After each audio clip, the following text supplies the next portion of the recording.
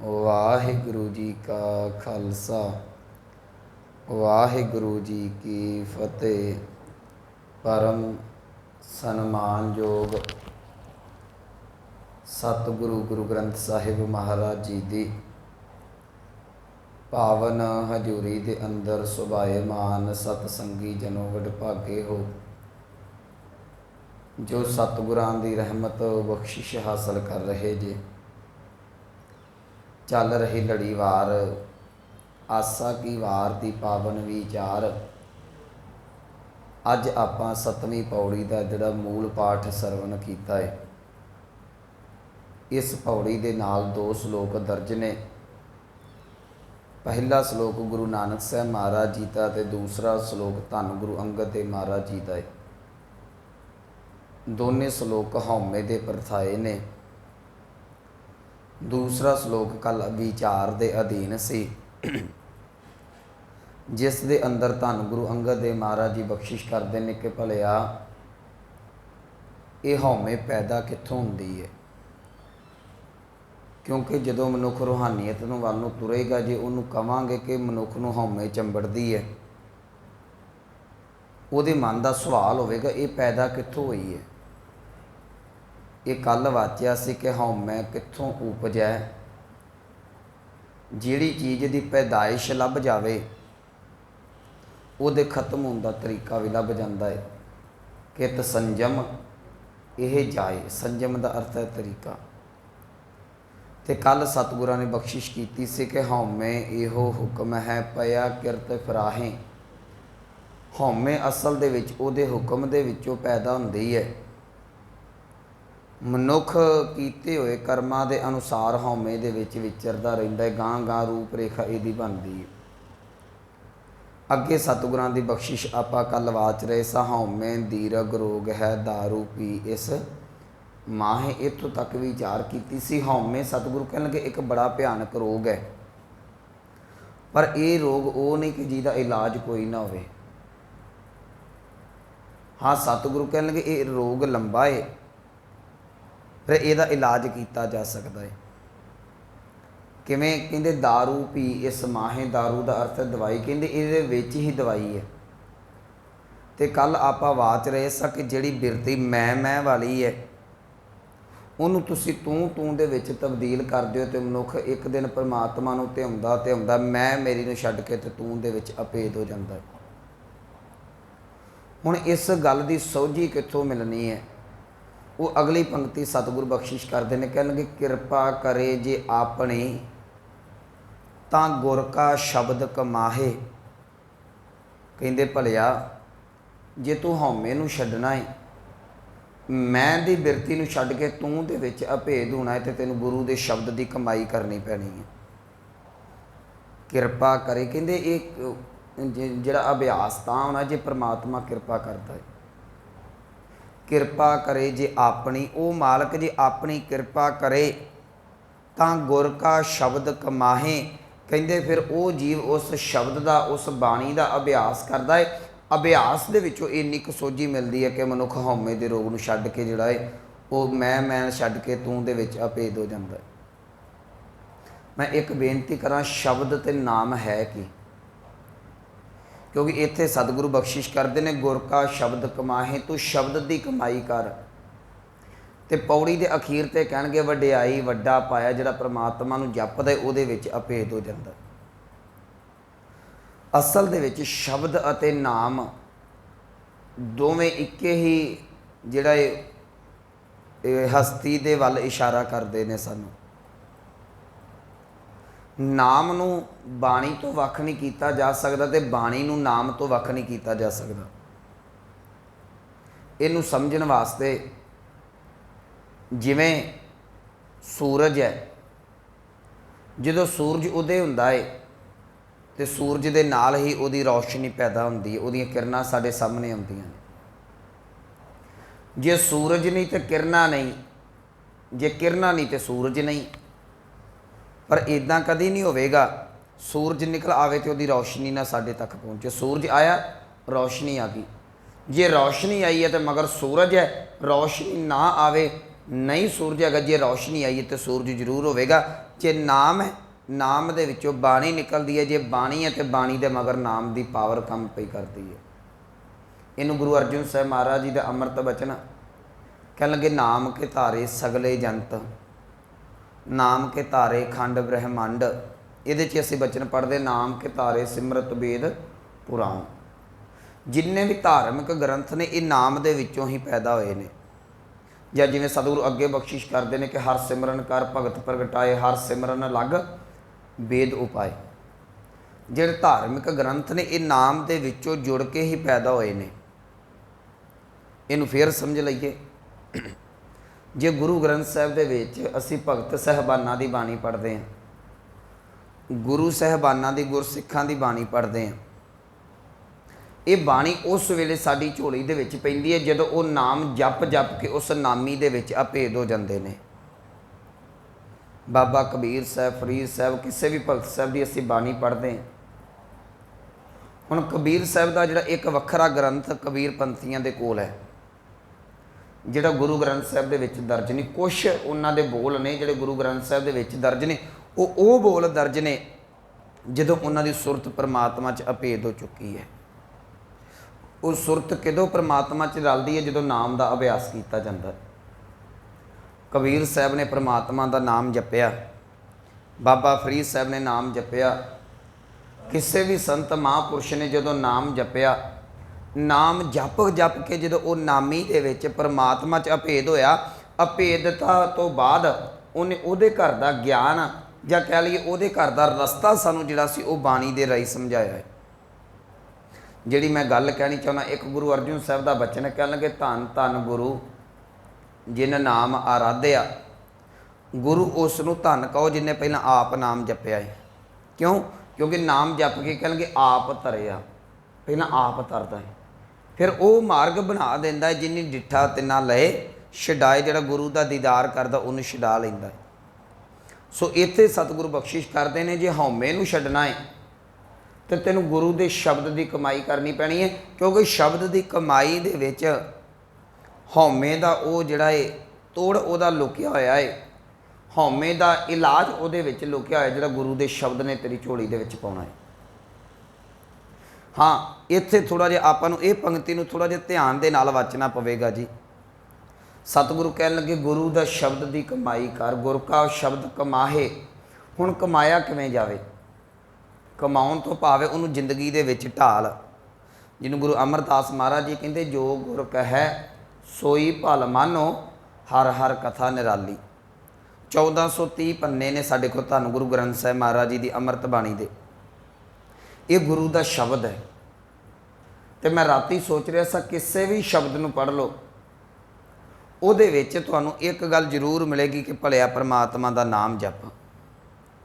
ਇਹਦਾ ਭਾਵ ਜਪਣਾ ਸਿੱਖ ਨੇ ਨਾਮ ਹੈ, ਸਿੱਖਿਆ ਗੁਰੂ ਦੇ ਸ਼ਬਦ ਤੋਂ ਲੈਣੀ ਹੈ।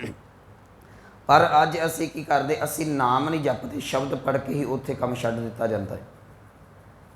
ਨਿਤਨੇਮ ਤੇ ਤਾਂ ਕਰਨਾ ਸੀ ਨਾ ਵੀ ਜਿਹੜਾ ਨਿਤਨੇਮ ਹੈ ਉਹਨੂੰ ਹੁਣ ਕਮਾ। ਤੁਸੀਂ ਕੋਈ ਵੀ ਗੁਰੂ ਗ੍ਰੰਥ ਸਾਹਿਬ ਦਾ ਸ਼ਬਦ ਪੜ੍ਹ ਲਿਓ ਜੀ, ਉਹ ਸ਼ਬਦ ਨੂੰ ਪੜ੍ਹ ਕੇ, ਅੱਜ ਅਰਥ ਪੜ੍ਹਨੇ ਬੜੇ ਸੌਖੇ ਨੇ ਸਾਨੂੰ ਮੋਬਾਈਲਾਂ 'ਤੇ, ਉਹਦੇ ਅਰਥ ਪੜ੍ਹੋ। ਅਰਥ ਪੜ੍ਹ ਕੇ ਉੱਥੇ ਰੁਕ ਜਾਓ। ਬਸ ਇੱਕ ਸ਼ਬਦ ਪੜ੍ਹਿਆ, 3 ਪਦੇ ਦਾ, 4 ਪਦੇ ਦਾ, 2 ਪਦੇ ਦਾ, 8 ਪਦਿਆਂ ਦਾ ਸ਼ਬਦ, ਉਹਨੂੰ ਪੜ੍ਹ ਕੇ ਉੱਥੇ ਰੁਕ ਜਾਓ। ਉਹਨੂੰ ਸਮਝਣ ਦਾ ਯਤਨ ਕਰੋ ਕਿ ਇਹਦੇ 'ਚੋਂ ਨਿਕਲਦਾ ਕੀ ਪਿਆ, ਸਤਿਗੁਰੂ ਕਹਿ ਕੀ ਰਹੇ ਨੇ। ਇੱਕੋ ਹੀ ਗੱਲ ਨਿਕਲੇਗੀ, ਤੂੰ ਪ੍ਰਮਾਤਮਾ ਦਾ ਨਾਮ ਜਪ। ਇਹਦਾ ਭਾਵ ਜੋ ਗੁਰੂ ਦੇ ਸ਼ਬਦ ਨੇ ਕਿਹਾ ਉਹਦੀ ਤੂੰ ਹੁਣ ਕਮਾਈ ਕਰ। ਕਮਾਈ ਦੇ ਵਿੱਚੋਂ ਜਿਹੜਾ ਹੈ ਉਹ ਤੇਰੇ ਹਉਮੈ ਦਾ ਰੋਗ ਦੂਰ ਹੋਣਾ ਹੈ।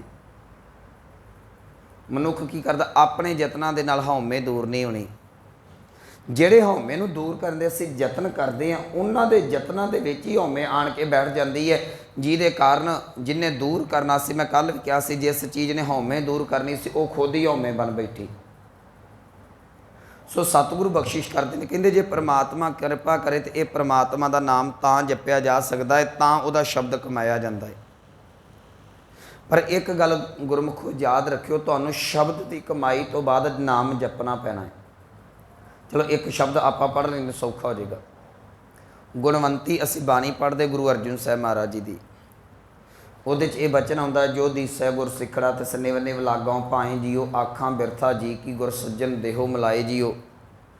ਸੋਈ 10 ਉਪਦੇਸੜਾ ਮੇਰਾ ਮਨ ਅਣਤ ਨਾ ਕਾਹੂ ਜਾਏ ਜੀਓ, ਇਹ ਮਨ ਤੈ ਕੋ ਡੇਵਸਾ ਮੈਂ ਮਾਰਗ ਦੇਹੋ ਬਤਾਏ ਜੀਓ। ਹਉ ਆਇਆ ਦੂਰੋਂ ਚੱਲ ਕੇ ਮੈਂ ਤੱਕੀ ਤਉ ਸ਼ਰਨਾਏ ਜੀਓ, ਮੈਂ ਆਸਾ ਰੱਖੀ ਚਿੱਤ ਮੈਂ ਮੇਰਾ ਸਭੋ ਦੁੱਖ ਗਵਾਏ ਜੀਓ। ਇਹ ਸਵਾਲ ਕੀਤਾ ਜਾ ਰਿਹਾ ਕਿ ਪ੍ਰਭੂ ਜੀ ਮੈਂ ਤੁਹਾਡੇ ਦਰ 'ਤੇ ਆਇਆ, ਮੈਨੂੰ ਉਹ ਰਸਤਾ ਦੱਸ ਦਿਓ ਜਿਹੜਾ ਰੱਬ ਦੇ ਘਰ ਨੂੰ ਜਾ ਰਿਹਾ ਹੈ। ਇਹ ਪੁੱਛਿਆ ਕਾਹਦੇ 'ਚ ਜਾ ਰਿਹਾ? ਸ਼ਬਦ ਦੇ ਰਾਹੀਂ।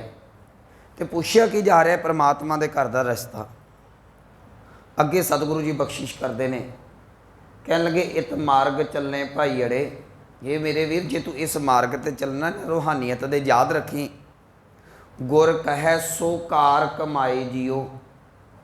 ਜੋ ਗੁਰੂ ਦਾ ਸ਼ਬਦ ਕਹਿੰਦਾ ਤੈਨੂੰ ਉਹ ਕਮਾਉਣਾ ਪੈਣਾ, ਫਿਰ ਇਸ ਮਸਤ 'ਤੇ ਚੱਲਿਆ ਜਾਣਾ। ਤਿਆਗੇ ਮਨ ਕੀ ਮਤੜੀ, ਜਿਹਨੂੰ ਅੱਜ ਸਤਿਗੁਰੂ ਕਹਿੰਦੇ ਹਉਮੈ ਛੱਡ ਦੇ, ਕਹਿੰਦੇ ਗੁਰੂ ਦੀ ਸ਼ਬਦ ਦੀ ਕਮਾਈ ਕਰੇਗਾ। ਜੇ ਗੁਰੂ ਕਹੇਗਾ ਹਉਮੈ ਨਹੀਂ ਕਰਨੀ ਤੇ ਤੂੰ ਆਖੀ ਵੀ ਮੈਂ ਹਉਮੈ ਨਹੀਂ ਕਰਦਾ। ਤੇ ਅੱਗੇ ਮਨ ਕੀ ਮਤੜੀ ਵੀ ਸਾਰੇ ਦੂਜਾ ਭਾਇਓ ਜੀਓ। ਕਹਿਣ ਲੱਗੇ ਇਉਂ ਪਾਵੇ ਹਰ ਦਰਸਾਵੜਾ, ਦਰਸਾਵੜੇ ਦਾ ਅਰਥ ਕਰਾਂਗੇ ਸੋਨੇ ਦਾ ਦੀਦਾਰ ਕਰ ਲੇਗਾ। ਇਉਂ ਭਾਵੇਂ ਹਰ ਦਰਸਾਵੜਾ ਮੈਂ ਲੱਗੇ ਤੱਤੀ ਵਾਓ ਜੀਓ। ਹਾਂ ਆਪੋ ਬੋਲ ਨਾ ਜਾਣਦਾ। ਸਤਿਗੁਰੂ ਕਹਿੰਦੇ ਇਹ ਨਾ ਮਨ 'ਚ ਸੋਚੀ ਕਿ ਮੈਂ ਆਪਣੇ ਪੱਲਿਓਂ ਕੁਛ ਕਹਿ ਰਿਹਾ, ਮੈਂ ਕਹਿਆ ਸਭ ਹੁਕਮਾਓ ਜੀਓ। ਮੈਂ ਪਰਮਾਤਮਾ ਦਾ ਹੁਕਮ ਤੈਨੂੰ ਦੱਸਿਆ ਏ ਕਿ ਜੇ ਰੂਹਾਨੀਅਤ ਦੇ ਮਾਰਗ 'ਤੇ ਚੱਲਣਾ ਤੇ ਗੁਰੂ ਦਾ ਸ਼ਬਦ ਕਮਾ। ਗੁਰੂ ਦਾ ਸ਼ਬਦ ਕੀ ਕਹਿੰਦਾ? ਗੁਰੂ ਦਾ ਸ਼ਬਦ ਕਹਿੰਦਾ ਜੀ ਸਿਮਰੋ ਸਿਮਰ ਸਿਮਰ ਸੁਖ ਪਾਵੋ, ਕਾਲ ਕਲੇਸ਼ ਤਨ ਮਾਹੇ ਮਿਟਾਵੋ। ਆਹ ਗੁਰੂ ਦਾ ਸ਼ਬਦ ਕਹਿੰਦਾ। ਗੁਰੂ ਦਾ ਸ਼ਬਦ ਕੀ ਕਹਿੰਦਾ? ਕਹਿੰਦਾ ਚਾ ਲਾਂਗੇ ਉਠ ਨਾਮ ਜਪ ਨਿਸਬਾਸਰ ਆਰਾਧ, ਕਾਰਾ ਤੁਝੇ ਨਾ ਵਿਆਪਈ ਨਾਨਕ ਮਿਟੈ ਉਪਾਧ। ਗੁਰੂ ਦਾ ਸ਼ਬਦ ਕੀ ਕਹਿੰਦਾ ਹੈ ਕਿ ਭਈ ਪ੍ਰਾਪਤ ਮਾਨੁਖ ਦੇ ਹੁਰੀਆ ਗੋਬਿੰਦ ਮਿਲਨ ਕੀ, ਇਹ ਤੇਰੀ ਬਰੀਆ ਅਵਰ ਕਾਜ ਤੇਰੇ ਕਿਤੇ ਨਾ ਕਾਮਿਲ ਸਾਧ ਸੰਗਤ ਭਜ ਕੇਵਲ ਨਾਮ। ਗੁਰੂ ਦਾ ਸ਼ਬਦ ਕਹਿੰਦਾ ਤੂੰ ਪਰਮਾਤਮਾ ਦੇ ਨਾਮ ਦੀ ਰੂਹਾਨੀਅਤ ਦੀ ਕਮਾਈ ਕਰ, ਪਰਮਾਤਮਾ ਦਾ ਨਾਮ ਜਪ। ਸੋ ਇੱਥੇ ਇਹਦੀ ਗੱਲ ਨੂੰ ਆਪਾਂ ਪੂਰੇ ਚੰਗੀ ਤਰ੍ਹਾਂ ਸਮਝ ਲਈਏ ਕਿ ਗੁਰੂ ਦੇ ਸ਼ਬਦ ਨੂੰ ਕਮਾਉਣਾ ਹੈ। ਜੋ ਉਹਦਾ ਕਮਾਉਣ ਦਾ ਭਾਵ ਹੈ, ਜੋ ਗੁਰੂ ਕਹਿ ਰਿਹਾ ਉਹਨੂੰ ਤੈਨੂੰ ਫੋਲੋ ਕਰਨਾ ਪੈਣਾ ਹੈ। ਤੇ ਗੁਰੂ ਦੇ ਸ਼ਬਦ ਦੇ ਵਿੱਚ ਤਕਰੀਬਨ ਸਾਨੂੰ 3 ਕੁ ਗੱਲਾਂ ਮਿਲਦੀਆਂ ਨੇ ਜੋ ਮੇਰੀ ਨੌਲੇਜ ਦੇ ਵਿੱਚ ਆਈਆਂ ਨੇ। ਸਭ ਤੋਂ ਪਹਿਲਾਂ ਗੁਰੂ ਦੇ ਸ਼ਬਦ ਦੇ ਵਿੱਚ ਇਹ ਗੱਲ ਕਹੀ ਜਾਂਦੀ ਹੈ ਆਪਣੀਆਂ ਮਾੜੀਆਂ ਆਦਤਾਂ ਛੱਡ ਦੇ। ਉਹਦੇ 'ਚ ਵਿਕਾਰ ਆ ਗਏ, ਈਰਖਾ ਆ ਗਈ, ਤ੍ਰਿਸ਼ਨਾ ਆ ਗਈ, ਕੁਛ ਵੀ ਹੈ ਜਿਹੜੀਆਂ ਮਾੜੀਆਂ ਆਦਤਾਂ ਔਗਣ ਨੇ ਛੱਡ ਦੇ। ਦੂਸਰੀ ਗੱਲ ਕਹੀ ਜਾਂਦੀ ਹੈ ਤੂੰ ਸਿਮਰਨ ਕਰ। ਤੀਸਰੀ ਗੱਲ ਕਹੀ ਜਾਂਦੀ ਹੈ ਸੇਵਾ ਕਰ। ਆਹ 3 ਕਨਸੈਪਟ ਸਾਨੂੰ ਮਿਲਦੇ ਨੇ। ਹੁਣ ਇੱਕ ਬੱਚਾ ਲੈਬ ਦੇ ਵਿੱਚ ਖਲੋਤਾ ਹੈ, ਯਾਦ ਰੱਖਿਓ ਲੈਬ ਦੇ ਵਿੱਚ ਥਿਊਰੀ ਨਹੀਂ, ਲੈਬ ਦੇ ਵਿੱਚ ਪ੍ਰੈਕਟੀਕਲ ਹੁੰਦਾ ਹੈ। ਥਿਊਰੀ ਕਲਾਸਾਂ ਦੇ ਵਿੱਚ ਪੜ੍ਹਾਈ ਜਾਂਦੀ ਹੈ। ਬੱਚਾ ਕਲਾਸ ਦੇ ਵਿੱਚ ਥਿਊਰੀ ਪੜ੍ਹ ਕੇ ਆ ਗਿਆ, ਪੜ੍ਹੀ ਗਿਆ, ਬੜੀ ਵਧੀਆ ਨੌਲੇਜ ਯਾਦ ਹੋ ਗਈ, ਸਾਰੀ ਜਾਣਕਾਰੀ ਮਿਲ ਗਈ ਪੜ੍ਹ ਕੇ। ਹੁਣ ਜਦੋਂ ਲੈਬ ਦੇ ਵਿੱਚ ਖਲੋਤਾ ਹੈ ਉੱਥੇ ਵੀ ਥਿਊਰੀ ਪੜ੍ਹੀ ਜਾ ਰਹੀ ਹੈ, ਉੱਥੇ ਵੀ ਥਿਊਰੀ ਪੜ੍ਹੀ ਜਾ ਰਹੀ ਹੈ। ਤੇ ਜਿਹੜਾ ਟੀਚਰ ਅਧਿਆਪਕ ਆਖੀਗਾ ਪੁੱਤਰ ਇਹ ਥਿਊਰੀ ਤੂੰ ਪੜ੍ਹ ਆਇਆ ਹੈ, ਹੁਣ ਇੱਥੇ ਪ੍ਰੈਕਟੀਕਲ ਕਰਕੇ ਵਿਖਾ ਮੈਨੂੰ ਜੋ ਮੈਂ ਤੈਨੂੰ ਪੜ੍ਹਾਇਆ ਹੈ ਨਾ। ਜੇ ਤੂੰ ਪ੍ਰੈਕਟੀਕਲ ਕਰਕੇ ਉਹਨੂੰ ਸਿੱਧ ਨਾ ਕਰ ਸਕਿਆ ਤਾਂ ਤੇਰੇ ਮਨ 'ਚ ਸ਼ੰਕਾ ਰਹਿ ਜਾਏਗਾ ਕਿ ਅਧਿਆਪਕ ਨੇ, ਮਾਸਟਰ ਨੇ, ਟੀਚਰ ਨੇ ਗਲਤ ਪੜ੍ਹਾਇਆ ਸੀ। ਮੇਰੀ ਬੇਨਤੀ ਵੱਲ ਫਿਰ ਧਿਆਨ ਦਿਓ।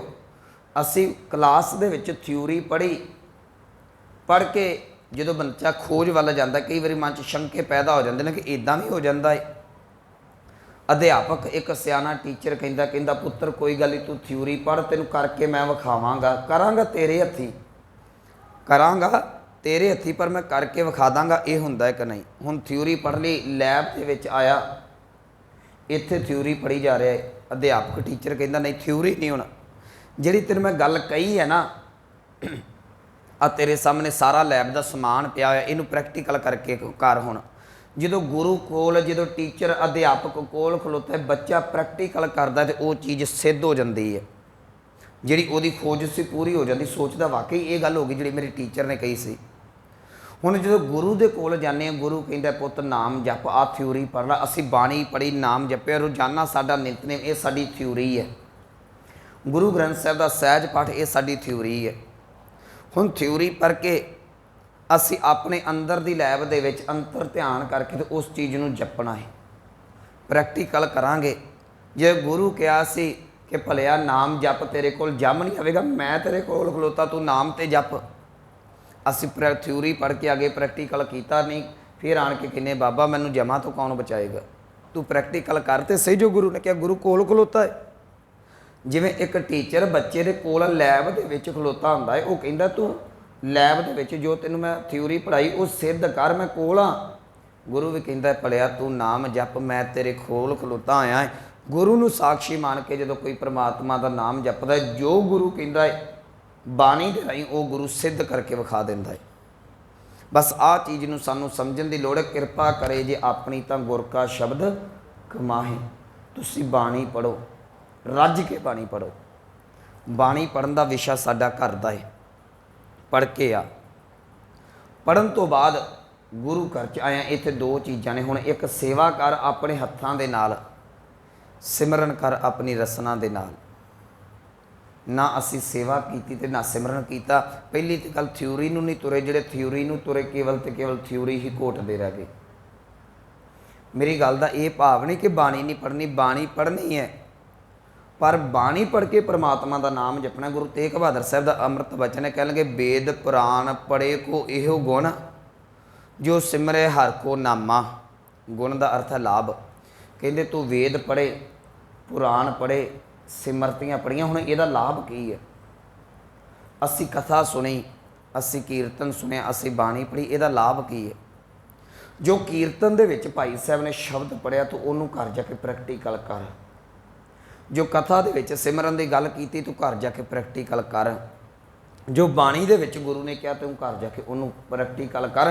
कह लगे वेद पुराण सिमर पढ़े को इहो गुण, जो सिमरे हर को नाम है। इन्हां चीज़ों का लाभ तां है तू जे नाम जपेगा तो डिग्री बच्चे की उदों पूरी होंदी जे जो थ्योरी ते प्लस प्रैक्टिकल दोवें चीज़ों चों नंबर लै जे। जिहड़ा प्रैक्टिकल चों रह जाए वो काम फिर फेल ही हो जाता, रह ही जाता, कहते प्रैक्टिकल क्लीयर नहीं होया। याद रखियो, सिख बाणी पढ़दा प्रैक्टिकल नहीं करता, अड़ के फिर हथी रह जाते।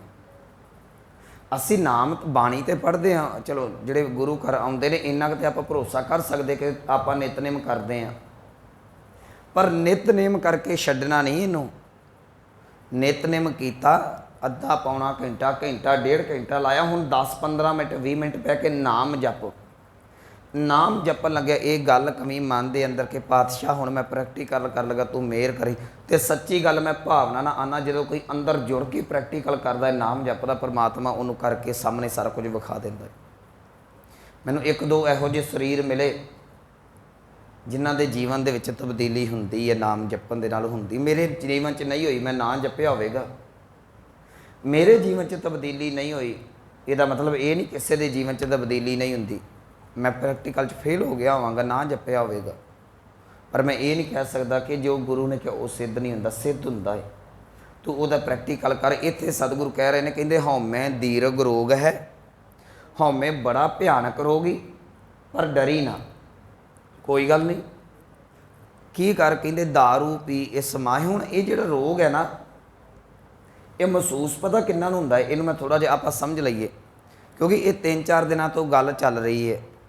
तो कई बारी कथा दे विच इहो जिहे शब्द कह दिते जाते हैं कि कईयां नूं बुरे लगते हैं, तो वो उठ के चले जाते हैं। जां जिवें कई प्रबंधक की गल आ गई, कोई सिस्टम की गल आ गई, जां कोई संप्रदा की गल आ गई, जिहदे दिल नूं लग्या तो वो साडी विचार नाल सहमत ना होया, उठ के चला गया।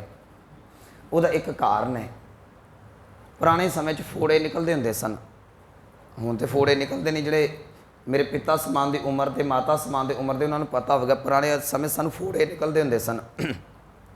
जिहदी बांह ते फोड़ा निकलिया है ना, वो फोड़े दे लागे लागे सारी बांह दर्द नाल भर जाती सी। उन्होंने माड़ा जिहा हल्का जिहा भी हत्थ लग जे, सट लग जे, टच हो जाए तो बंदे की जान निकलती सी। जो उस फोड़े का इलाज कर दिता जाता है, उस बांह नूं तुसीं फड़दे जे, जो मर्जी मरोड़ते, जो मर्जी, उहदे नाल दर्द नहीं हो रही। दर्द उदों ही जो फोड़ा है। जे किसी नूं गुरु की गल कंडे दे वांग चुभदी, इहदा मतलब उहदे अंदर हौमे का रोग है। जिद्दन रोग कट्टिया गया उदन तुसीं गुरु के शब्द नूं सत्त करके झोली च पवा लोगे। सतगुरु कहंदे हौमे दीर्घ रोग है, आ निशानी है। बांह दे उत्ते फोड़ा है, अपने हत्थ लग जे, उंगल माड़ी जी लग जे तो फोड़ा जिहड़ा दुखदा है, शरीर दर्द करदा है, ਉਹ ਫੋੜੇ ਦਾ ਇਲਾਜ ਕਰ ਦਿੱਤਾ ਜਾਵੇ, ਫੋੜਾ ਜਿਹੜਾ ਸਾਫ਼ ਹੋ ਜਾਵੇ, ਦਰਦ ਖਤਮ ਹੋ ਜਾਂਦੀ ਹੈ।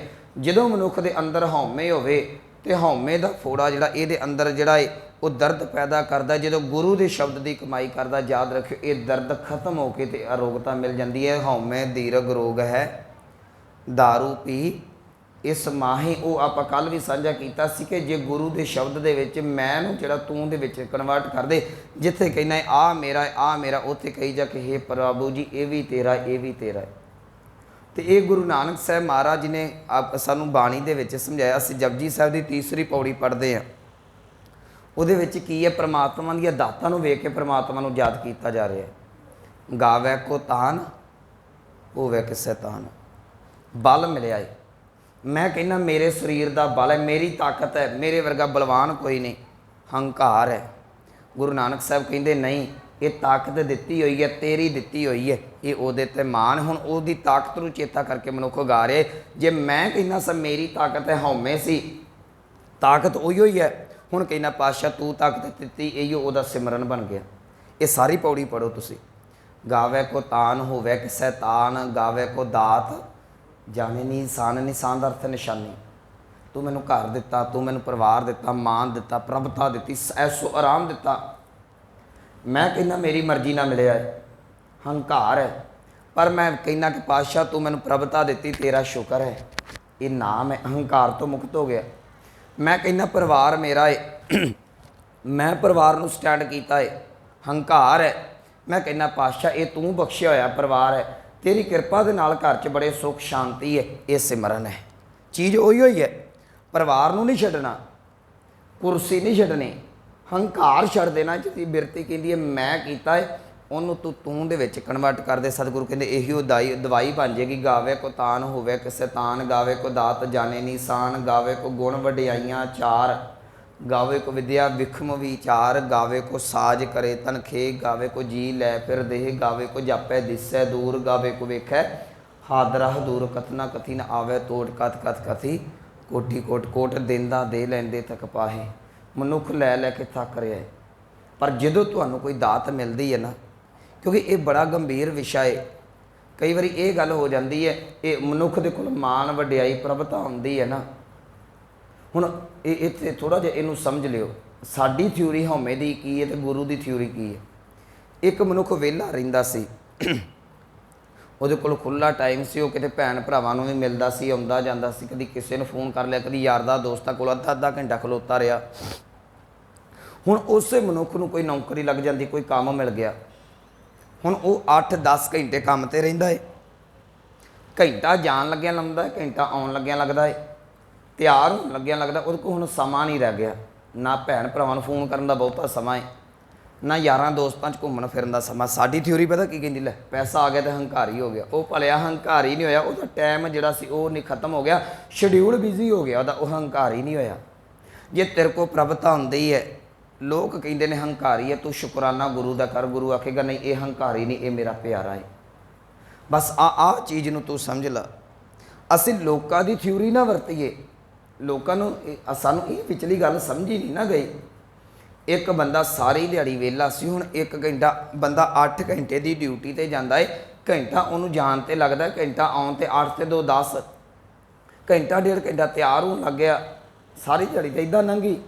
ਅਸੀਂ ਕਹਿ ਦਿੱਤਾ ਗੱਲ ਨਹੀਂ ਕਰਦਾ ਜੀ ਹੰਕਾਰੀ ਹੈ। ਉਹ ਹੰਕਾਰੀ ਨਹੀਂ, ਉਹਦਾ ਸ਼ਡਿਊਲ ਬਿਜ਼ੀ ਹੈ। ਜੋ ਗੁਰੂ ਦਾਤ ਦਿੰਦਾ, ਸਤਿਗੁਰੂ ਕਹਿੰਦੇ ਉਹਨੂੰ ਤੂੰ ਸ਼ੁਕਰਾਨੇ ਦੇ ਵਿੱਚ ਲੈ ਜਾ, ਇਹਦੇ ਵਿੱਚ ਹੀ ਤੇਰੀ ਦਵਾਈ ਬਣ ਜਾਏਗੀ। ਹਉਮੈ ਦੀਰਘ ਰੋਗ ਹੈ, दारू ਪੀ ਇਸ ਮਾਹੀ, ਇਹਦੇ ਵਿੱਚ ਹੀ ਦਵਾਈ। ਅੱਗੇ ਜਿਹੜਾ ਬਚਨ ਸਾਂਝਾ ਕਰ ਰਹੇ ਹਾਂ, ਕਿਰਪਾ ਕਰੇ ਜੇ ਆਪਣੀ, ਕਹਿੰਦੇ ਤੂੰ ਪਰਮਾਤਮਾ ਦੇ ਕੋਲ ਤਰਸ ਮੰਗਿਆ ਕਰ। ਜੇ ਪਰਮਾਤਮਾ ਨੇ ਤੇਰੇ ਉੱਤੇ ਕਿਰਪਾ ਕਰ ਦਿੱਤੀ ਨਾ, ਗੁਰ ਕਾ ਸ਼ਬਦ ਕਮਾਹੇ, ਕਹਿੰਦੇ ਫਿਰ ਗੁਰੂ ਦੀ ਸ਼ਬਦ ਦੀ ਕਮਾਈ ਕਰੀ। ਤੇ ਮੈਂ ਇਸੇ ਗੱਲ 'ਤੇ ਅੱਜ ਜ਼ੋਰ ਦਿੱਤਾ, ਗੁਰਮੁਖੋ ਜੋ ਸ਼ਬਦ ਕਹਿੰਦਾ ਹੈ ਨਾ, ਗੁਰੂ ਅਰਜਨ ਸਾਹਿਬ ਪਤਾ ਕੀ ਕਹਿੰਦੇ, ਕਹਿੰਦੇ ਤੂੰ ਕਮਾ। ਕਮਾਉਣ ਲੱਗਿਆ ਜੇ ਇੱਕ ਕਿਣਕਾ ਵੀ ਵਸ ਗਿਆ ਨਾ, ਉਹਨੇ ਤੇਰਾ ਪਾਰ ਉਤਾਰਾ ਕਰ ਦੇਣਾ ਹੈ। ਇਹਨੂੰ ਹੁਣ ਫਿਰ ਸਮਝ ਲਈਏ ਆਪਾਂ ਥੋੜ੍ਹਾ ਜਿਹਾ। ਅਸੀਂ ਜਦੋਂ ਛੋਟੀਆਂ ਕਲਾਸਾਂ 'ਚ ਹੁੰਦੇ ਹਾਂ, ਸੈਕੰਡਰੀ ਤੱਕ, ਕਿਹੜੇ ਕਿਹੜੇ ਵੱਡੇ ਵਿਸ਼ੇ ਨੇ ਸਾਡੇ ਕੋਲ, ਵਿਸ਼ਿਆਂ ਦੇ ਉੱਤੇ ਸਾਰਿਆਂ ਦੇ ਉੱਤੇ ਥੋੜ੍ਹਾ ਥੋੜ੍ਹਾ ਪੜ੍ਹਾਈ ਜਾਂਦਾ। ਕਿਸੇ ਨੂੰ 5 ਸਬਜੈਕਟ ਲੱਗੇ ਨੇ, ਕਿਸੇ ਨੂੰ 6 ਸਬਜੈਕਟ ਲੱਗੇ ਹੋਏ ਨੇ, खेडा खूडा पा के 7 भी बन जाते हैं। ज्यों-ज्यों क्लास होई, ग्रैजुएशन की, मास्टर कर लगे, तो एक विशा जिहड़ा सी मेन उहदे उत्ते सारा खोज चल रही है, हुण वो विशा पढ़िया जा रहा है। ज्यों-ज्यों क्लास वड्डी हुंदी गई तो त्यों-त्यों बरीकी वल आउंदे गए। हुण PhD विषय के उत्ते नहीं, PhD सिर्फ टॉपिक के उत्ते कीती जाती है। जदों मैं 12वीं तक सा उदों मैं 7 विषय पढ़ता रहा। जदों मैं मास्टर की उदों एक विषा जिहड़ा सी कंपलसरी वो रह गया। हुण अज PhD कर रहे हैं, हुण विषा नहीं रह गया, हुण सिर्फ एक टॉपिक रह गया, उन्होंने कमाना है। गुरु अर्जुन साहब कह लगे किनका एक जिस जी बसावे। तेरे अंदर किनका भी वस गया ना, एक निक्के जे कीती होई विषय के उत्ते, एक निक्के जे कीती होई टॉपिक के उत्ते सर्च मनुख नूं डॉक्टर बना देंदी है। जिहदे अंदर नाम दा किनका वस जावे, उन्होंने परमात्मा की कृपा दे नाल वो बंदगी सिमरन दे नाल जिहड़ा सी भगत ते संत महात्मा बना देंदी है। किनका एक जिस जी बसावै ताकि महिमा गणी न आवे। तुसी देखो PhD दे विच की कीता जांदा, मेरे तो वध तुहानूं ज्ञान होवेगा। सिर्फ एक निक्का जिहा टॉपिक लिया जाता है, उहदे ते सर्च की जा रही है, उहदे ते खोज की जा रही है। 4 साल लग रहे हैं, 5 साल लग रहे हैं। सिख ने गुरु की शब्द बाणी पढ़नी है, 1430 अंग पढ़ने ने। पढ़ के हुण गुरु के शब्द ने जो किया, तुसी नितनेम कीता, नितनेम दे विच की गल्लां ने, नाम जपण दीयां गल्लां पढ़दे ना पर रोज़, उहनूं तू पढ़, नितनेम कर, बाणी पढ़ के तू हुण आण के सिमरन कर, अगे चलो। फिर जिन्हों रहत मर्यादा कहती, हरेक सिख सहज पाठ करे। जे इनू आप कमाना होवे ना, सतगुर कह लगे गुर का शब्द कमाए, तो इदा भी कमाया जा सकता है। चलो ये मेरा अपना निजी विचार है। तुसी एक सहज पाठ आरंभ करो, बहुत स्लो करो, बहुत स्लो, रोज़ का एक शब्द कर लो। ये 13 अंग तक गुरु ग्रंथ साहिब दे विच नितनेम है। जिन्होंने ना जानकारी होवे, पहले 8 अंग तक जिहड़ा है वो जपजी साहब है। उस तो बाद 100 दर दे 100 4 शब्द ने, 100 पुरख दे 5 शब्द ने। उस तो बाद सोहला साहब, इसकी समाप्ति 13 अंग ते हो जाती है। उस तो अगे श्री राग चलता है। श्री राग का पहला शब्द चुक लो। पहला शब्द है मोती ता मंदर उसरै रतनी ता होहे जड़ाओ कस्तूर कुंगू अगर चंदन लीप आवै चाओ मत देख भूलां विसरै तेरा चेत न आवै ना। इहदी रहाओ वाली पंक्ति है, हार बिन जियो जल बल जाओ मैं अपना गुर पूछ देखिया अवर नाही था। मैं ये पुछ के वेलिया गुरु तो बिना थां कोई नहीं। हुण ये शब्द की ये भाव ये निकलता है कि मेरे वास्ते गुरु तो बिना होर कोई नहीं। हुण तुसीं इहनूं प्रैक्टिकल कर लो। जिहड़ा काम करना उन्होंने गुरु दे विच ऐड कर लो, जिहड़ा भी कर्म करना उन्होंने गुरु दे विच पहल दे दिओ, नाम जपन लग पो। इस शब्द की कमाई है। पहला शब्द पढ़ो, उन्होंने एक नोटबुक लाओ, उत्ते नोट करो गुरु साहब की कह रहे हैं। तो जिन्नी भी बाणी है, क्योंकि दास का विषय कथा का है, उन्होंने सारिਆਂ ਦੇ मगर रिजल्ट इहो निकलता है, भलिया परमात्मा का नाम जप। मैं जिवें आरंभ च कहा 3 गल्लां सामने आउणगीਆਂ। एक औगणां नूं त्याग दे, दूजा सेवा कर ते तीजा सिमरन कर। आ 3 चीज़ां कमा ला। जे तुसी बाणी पढ़दे सेवा करन लग पे, जे पहली पौड़ी चढ़न लग पे तुसी हौली हौली। मैं देखदा कई बारी कई संगतां जिहड़ियां रूटीन नाल कथा सुन आउंदियां ने, जो हौली हौली साडा रुझान बन जाता, असीं सेवा वाले पासे लग जाते हैं। पहली पौड़ी चढ़ के बाणी भी पढ़ी जा रही है, तीसरी पौड़ी थोड़ी जी साडी औखी हो जाती है। PhD करनी औखी है ना, वो फिर असीं नाम जपण वाले पासे नहीं जाते। बस मेरा अज मेन ध्यान सिर्फ इसे चीज़ ते सी कि जो गुरु का शब्द कहता है तू उन्होंने जीवन दे विच कमा। कमा का भाव यह है, जो गुरु कहता भलिया नाम जप ते सिखा बैठ के 10 मिनट नाम जरूर जप लिया कर। नाम का फल मैं कह के समाप्ति वाला वा, चलो पौड़ी कल वाच लांगे। बाबा भगत कबीर साहब जी कह लगे कि नाम वास्ते तू समा कढ़। हुण आपां कह देने जी मेरे को टाइम नहीं। नाम 2 तरीक़िਆਂ नाल जपना है, मैं दोवें सांझे कर देना। एक तरीका तो यह है कि सिख तुरदा फिरदा नाम जपे। तुसी काम कार कर रहे जे तो जो तुहाडी रसना बंद है, हथ काम करते हैं, उत्थे तुसी मुख दे नाल वाहिगुरू वाहिगुरू वाहिगुरू जपी जाओ। एक ये तरीका है। पर इस तो पहला एक तरीका जिहड़ा अभ्यास है, वो सिख ने चौंकड़ा मार के वाहिगुरू के नाम का अभ्यास करना, जिहड़ा अज साडे जीवन दे विच तकरीबन 1 अद्धा % है, 99% नहीं है। ठीक है, असी तुरते फिरते कभी चेता आ गया तो वाहिगुरू वाहिगुरू कह दिता, पर असी अपने अंदर झाती मार के वेखीए असी बैठ के किन्ना क किते नाम जपते हैं। सतगुरां दी बाणी कहती है तू बह के नाम जप, तू वो गुरु के शब्द नूं कमा जो गुरु की बाणी कह रही है। ये दो तरीके ने नाम जपन दे, तुरद्या फिरद्या भी जपना है। इनू मैं स्पष्ट कर देवां कि गुर सतगुर का जो सिख अखाए सो भल के उठ हर नाम ते आवे। तू अमृत वेले उठ के चौंकड़ा मार के नाम जपी, फिर उद्यम करे भल के प्रभाती इशनान करे, अमृत सर नहावे चढ़े दिवस गुर बाणी गावे, बहिंदिया उठदिया प्रणाम। पहला नाम फिर बाणी फिर नाम आ गया। तू पहला उठ के चौंकड़ा मार के एक सर्च कर, उत्ते बह के टेक के उन्होंने जप। असी कई बार कह दें जी नहीं मैं सिमरन करदा है, पर यह यकीन करके जानियो ये तुरद्या फिरद्या साडा ध्यान नहीं टिकदा।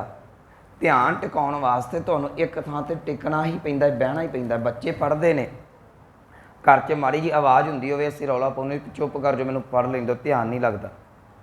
जे तुहाडा पढ़ाई च ध्यान ही नहीं लगन डिया तो नाम जपन लगे तुरद्या फिरद्या कित्थों एडी छेती लग जाएगा। कोई भी चीज़ वो ध्यान मंगदी है, एकाग्रता मंगदी है। इस करके सिख जिहड़ा बैठ के चौंकड़ा मार के 10 मिनट भी जपे ਉਹਦਾ भी लाभ है। मैं भगत कबीर जी का श्लोक साझा करके समाप्ति करा। कह लगे कबीर एक घड़ी आदि घड़ी आदि हूँ ते आद भगतन सेती गोष्ठी जो कीनो सो लाभ। ये अर्थ मैं बड़ी बारी कीते, कहते एक घड़ी नाम जप, एक घड़ी 24 मिनटा दी है, नहीं जपया जाता अद्धी घड़ी कर ला, नहीं तो वह चौथा ही था 5-6 मिनट बनते जे। तो तुसी मैं परसों उदाहरण दी सी, प्रशादा छकते जे उन्होंने 10-15 मिनट लगते हैं। 10-15 मिनटा का छकिया होया प्रशादा 8 घंटे 10 घंटे भुख नहीं लगन देंदा। 5-6 मिनटा का जपिया होया नाम सारा दिन अंदर आत्मा नूं तृप्त करी रखता है। कबीर एक करी आदि हूँ ते आद भगतन शेती गोष्ठी जो कीनो सो लाभ। इत्थे सतगुरु कहन लगे कृपा करे जे अपनी तां गुर का शब्द कमाए। इत्थे कमाए क्या है, पढ़े नहीं असी पढ़ते हैं शब्द, बाणी पढ़ी जा रही है, कमाई नहीं जा रही। तू कमाउण दा भाव जो गुरु कह रहे उन्होंने जीवन च लिया। अखीर ते कह लगे नानक कहे सुनो जनो, हे मेरे प्यारिओ ये गल सुनो, इत संजम दुख जाए। संजम का अर्थ है तरीका। आह तरीका जिहड़ा मैं दस दिता गुरु अंगद देव महाराज जी कहते इस तरीके दे नाल हौमे चली जाएगी। तरीका किहड़ा है, गुर का शब्द कमाहे। सिखा तू गुरु के शब्द की कमाई कर। शब्द की कमाई कहती है तू नाम का अभ्यास कर। असी नाम जप के परमात्मा दे विच अभेद हो सकीए। नानक कहे सुनो जनो इत संयम। आ तरीके दे नाल गुरु ने लिख के दे दिता जी, ये इत संयम आ तरीका करेगा तो इलाज तेरा हो जाएगा। वैद कहता आ दवाई खा परहेज रखी बाकी मैं बैठा होया। गुरु भी कहता तू नाम जप बाकी मैं बैठा होया। इत संयम दुख जाए। सो इस तरीके दे नाल हौमे का रोग खत्म हो जाता है। जो हौमे का रोग खत्म होता है तो कल सतगुरां दा बचन असी वचांगे कि वडियाई वड्डा पाए। उहदी वडियाई करदा करदा मनुख हौमे नूं मार के परमात्मा च पहुँच जाता। इन्नियां बेनतियां प्रवान होइयां भुलां गलतियां दी खिमा। आओ पावन पंक्तियां दा जाप सरवण करके समाप्ति करिए। किरपा करे जे आपने ता गुर का शब्द कमाहे। नानक कहे सुनो जनो इत संजम दुख जाहे। वाहिगुरु जी का खालसा वाहिगुरु जी की